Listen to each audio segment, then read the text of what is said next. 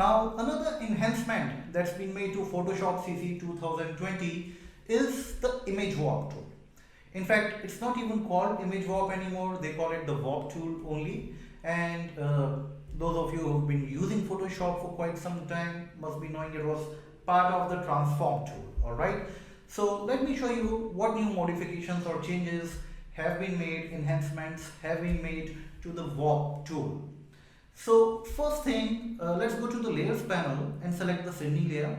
You will notice I have converted the text layer to the shape layer now. Let me just click Ctrl T on my keyboard, that would be Command T on Mac, to transform the Sydney layer over here. Now if I right click and from the context menu, if I select warp, first thing you would notice is we have 4 control points, alright, one at each corner.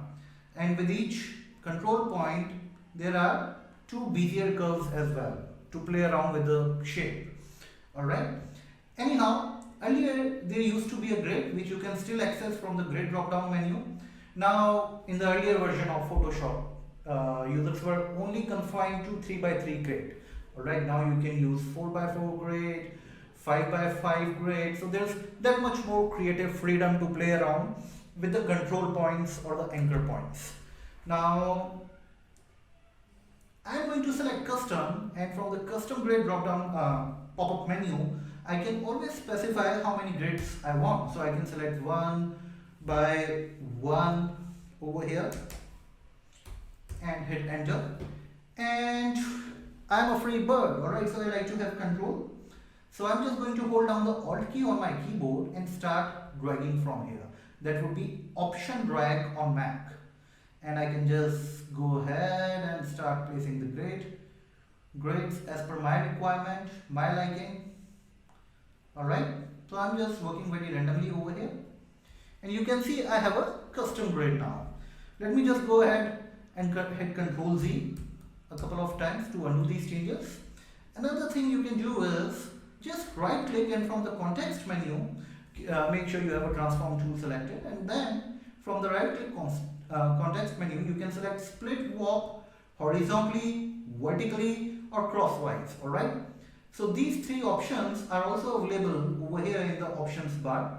So let's say if I select vertically, then I can drag, simply start dragging over here like so, hit Alt drag. Now this is just one, alright, so if I hit Alt and start dragging, it would be a cross like this. But if I want only one, I would have to right click and select split vertically, and then select the insertion point at the position of my liking, like so. So if I want to do it horizontally, I can right click and choose split warp horizontally from here and position a grid over here. Likewise, let's do it horizontally, this time from options bar, and I'm going to position one over here. Now you can always play around with these control points. Alright, so personally speaking, I have never been a big fan of this. Not exactly the right thing to say. Actually, I have never used warp too much in my designs. So, but talking about the use cases of the tool, you would ideally like to use it wherever you want to give a ripple effect, or a, let's say, a wind effect or a wave, alright, something like that. So you also have an option to choose multiple points at once. So hold down the shift key, start selecting these anchor points like so, and then you can always play around with the design. Alright, so just it will increase the size or decrease the size, alright, from inside out or outside in, like this. So that's it. I'm going to click the checkbox on the options bar to commit the changes. So this is how you play around with the warp tool. Now let me show it to you on another design. So I have a design of a Indian flag. We don't have the chakra in between, but this is just a custom design I have worked on.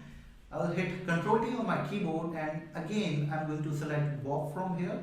So you can see other split options do not activate unless you select warp. Once I do that, then other options are also activated. So I'm going to select split warp vertically, and this is where I'm going to split it, and you can see I'm giving it a bit of a wind effect. So now I'm playing around with the Bezier curves like so.